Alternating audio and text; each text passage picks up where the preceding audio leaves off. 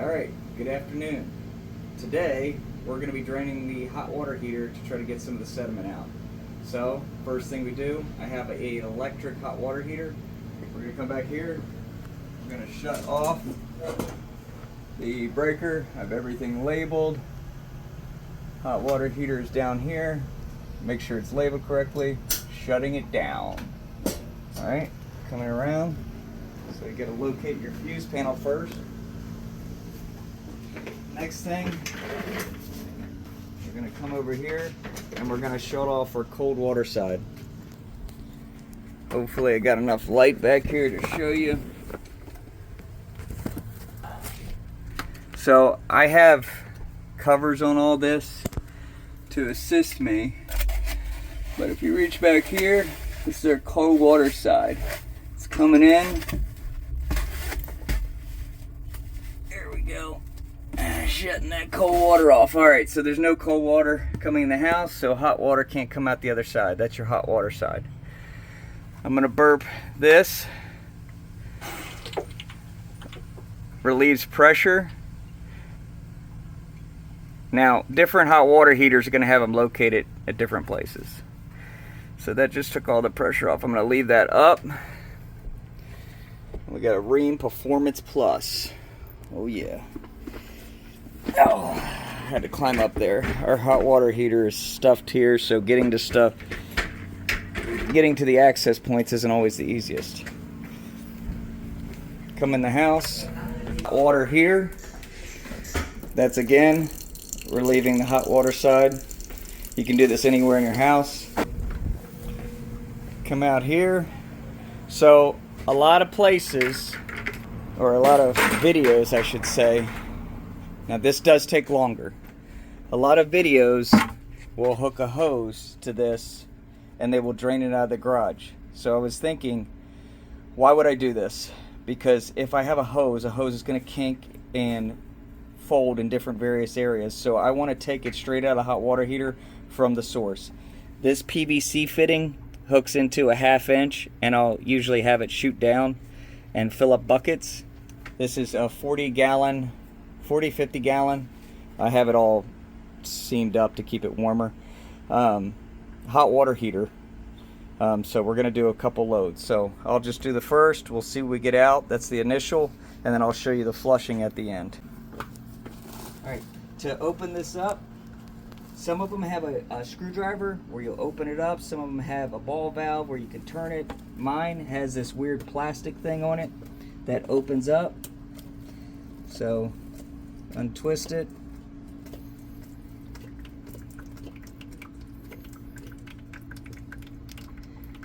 And do you see how it's kind of dribbling out? That's not good. That's what I was telling you about me. If you don't do it a lot, it'll cause this issue. So, what are we gonna do?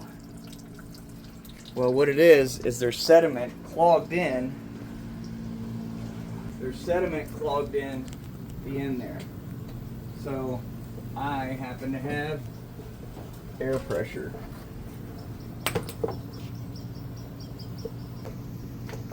Now this is something your daddy has learned. Alright, so I'm going to take this back here.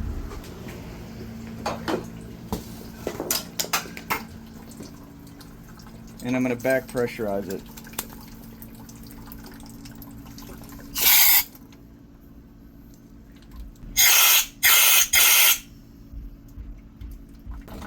Yeah, that's all the way open.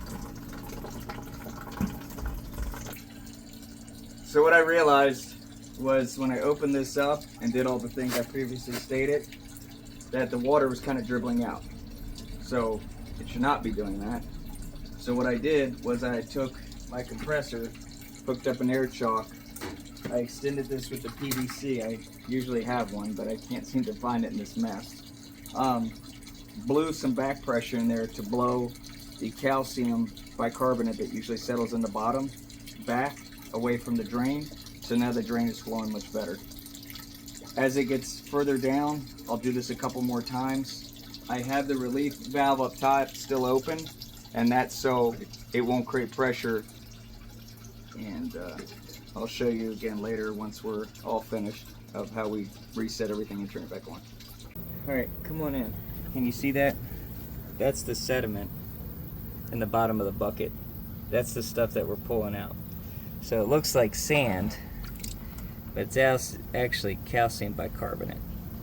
It precipitates from our water because we got city water. And that's what we're trying to make sure we get out. That's bucket 3.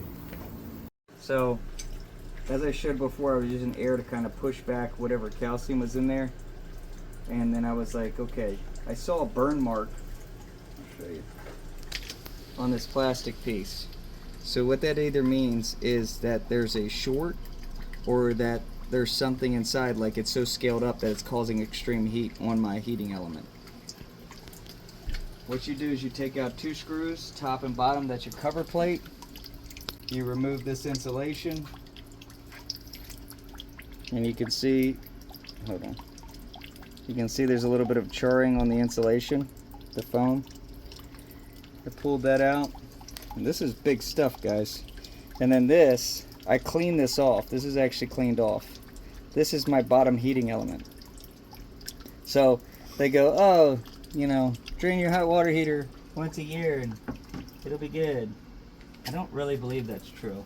I think it needs to be drained way more than that, and it forms a scale. So once again, I've been talking about how crappy everything's built. This drain doesn't let stuff out. It has a very small filter on it, so it doesn't let things out the way it needs to come out. So when it forms a scale, it can form a plug in that drain because there's like multiple little plastic pieces on the other side. I looked at it. So I unscrewed this. I have the tool. It's just a nut. Can you see here? There's a nut. I unscrewed the 2 wires, just Phillips screws, and I pulled that out, and here it is.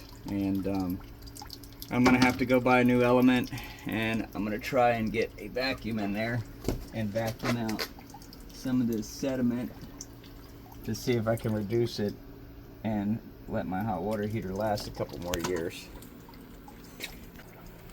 Okay, come over here. All right, it's a shop vac connected to a hose. I took the filter out because it's a shop vac, so I want it on the wet setting, so I took the filter out so it doesn't get saturated. I have this hose, so I connected this hose to the end. I'm gonna feed this hose in there because it's small enough to fit in through that hole, and I'm gonna go around like this and suck all that calcium out.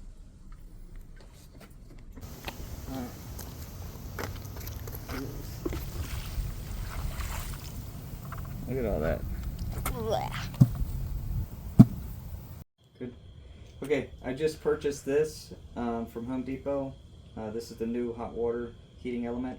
I need to descale this one. It still looks good.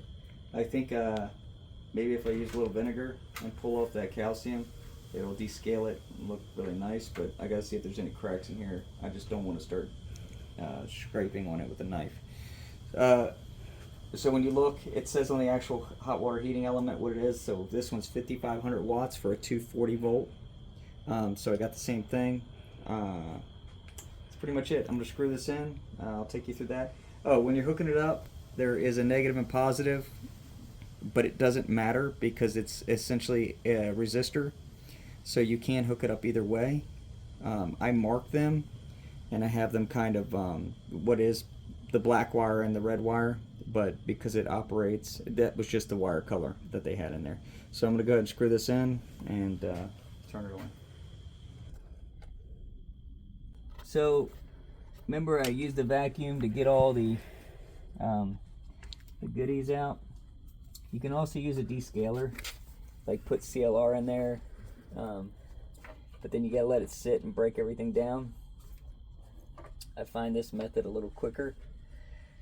So, long story short, you draining your hot water heater with your little hose doesn't get any of this stuff out, really.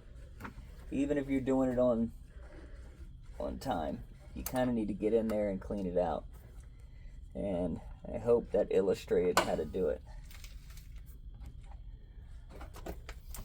I'm going to slide it in that hole. I have this is a hot water heater wrench. They literally sell this stuff at the store for DIYers such as myself. It is a little heavy because you're trying to hold the end of it as it's going in there. And I'm doing some finagling. Oh, one other thing. I almost forgot. Make sure that this isn't touching.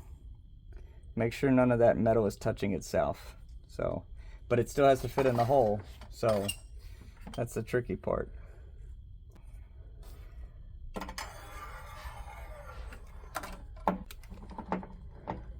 I wonder if I should put some pipe dope on it, on the threads as well. The other one didn't have any. Let's get that rubber seal. Yes, and I caught threads. I'm so excited. So excited. Power's still off, or I would have blown myself across the room right now. Got a little hot water heater screwy knobby. Little socket. Alright.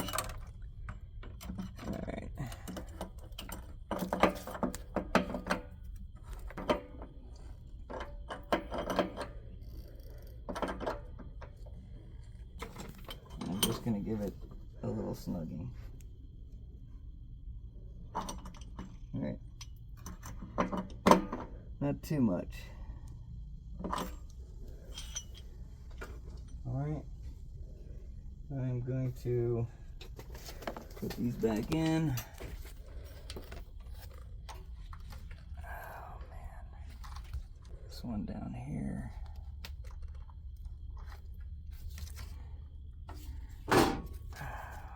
It's a very tight workspace as well, because everything has to be super tight. Why would it not be? Oh, that's not very much. That's not enough excess. Alright, let me see if I can do this. I don't want to turn anymore because then it's going to be too much. So I need that guy. There's not much wire. That's not good, man. Alright. I need to pull a little bit of this over. I don't like that. I don't know how to do that. How am I going to do that?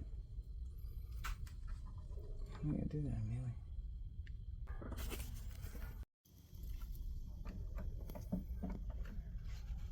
Okay.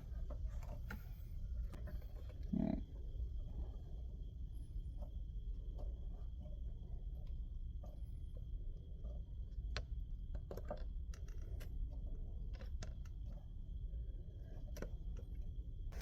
Alright, and then this bad boy is thick wire, so it doesn't like to move. I have to back that out some more too. There we go.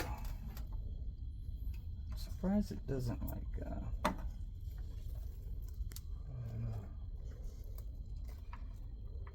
doesn't have, like a little hold or a clamp, you know? How much juices is flowing through here? Because this actually just connects to that. Just 2 little screws to light your life. I'm gonna put a loop in it. That way it'll wrap around the screw at least, you know?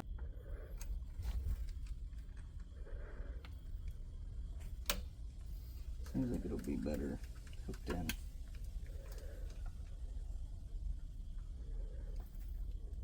It's some thick wire.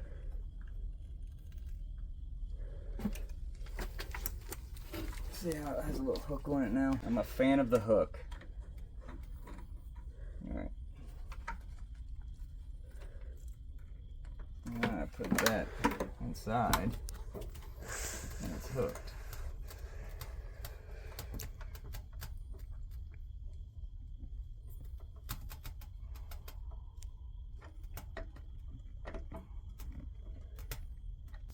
Doesn't have enough stuff for me.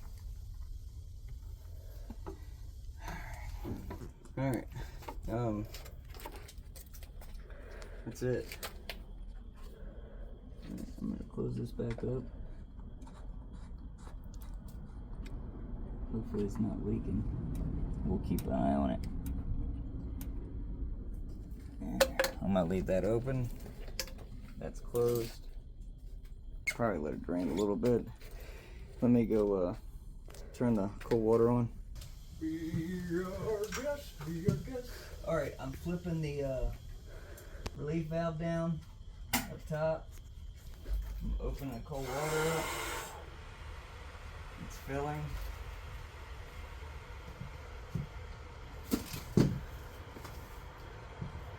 Right now I'm watching for any leaks from the bottom heating element. I opened the hot water inside on the sink, so we'll go shut that down. So somebody inside turned off the hot water, so it is what it is. Right now this is filling up. They say when you replace your heating element on the bottom, you should replace your thermostat as well. I didn't do that because I didn't want to spend the money. I'm gonna be honest with you. I just didn't want to spend the money. And oh God, what the fuck just happened? What the fuck just happened? You kidding me?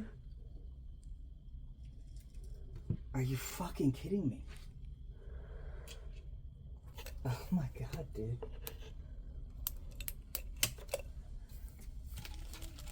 Then me tightening that broke it. Oh. It broke it right off. Dude, you can't fucking do this.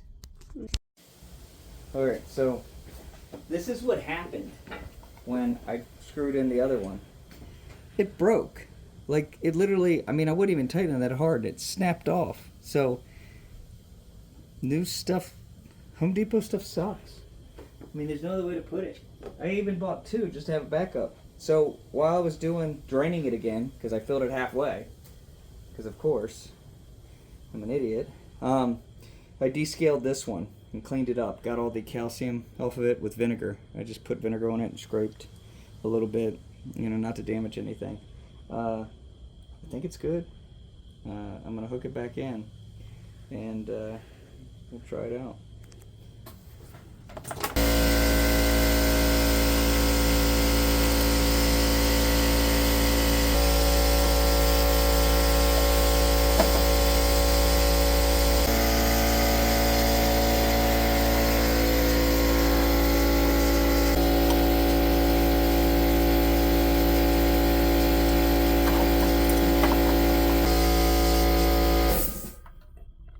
That's negative. Where's my little screwdriver? Alright. So I marked that negative.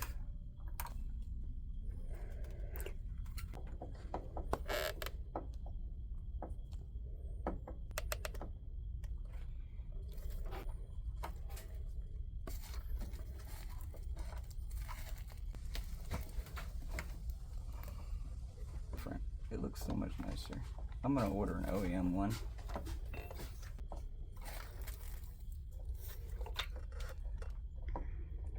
You know.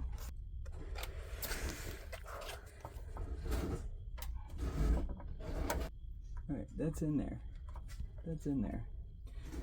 Alright, round two. Let's try to put water in it.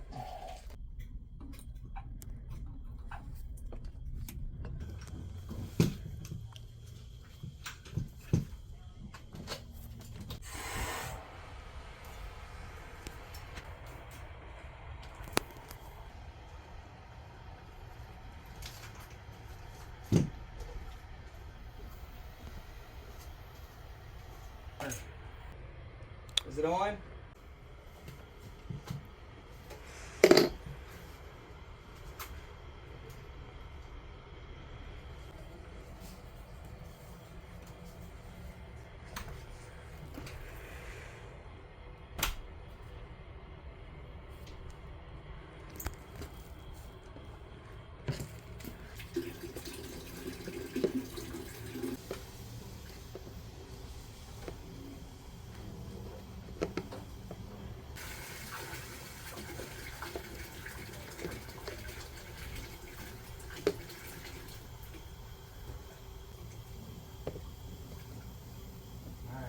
Spraying now?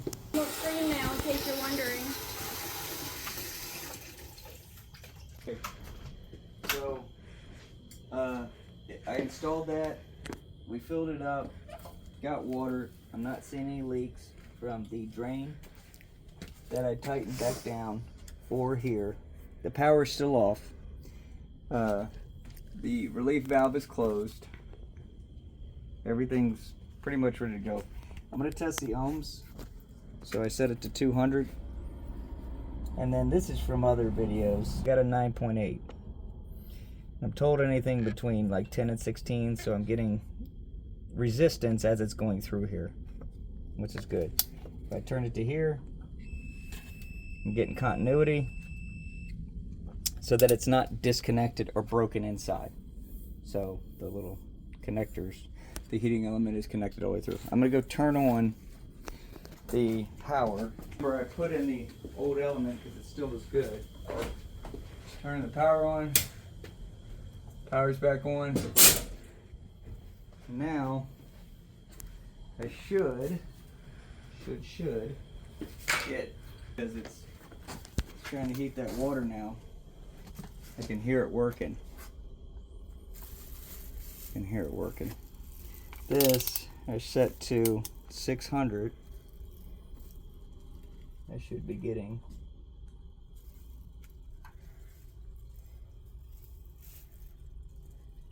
power to it.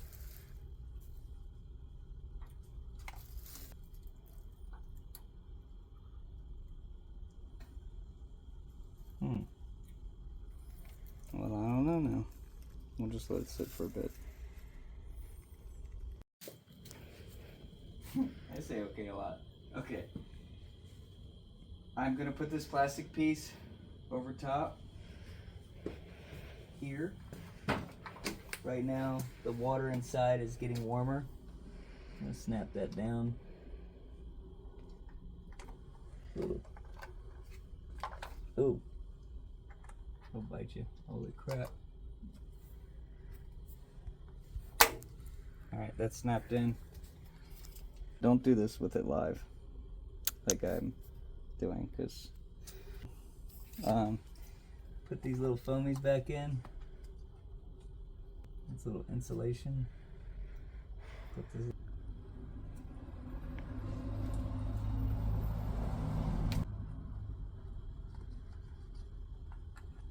And then foamies are back in, and then I have this. I'm gonna watch this. So the lower heating element should turn on. It cycles, so it should turn on. The top heats up. Alright, what am I doing here? Alright, put that in.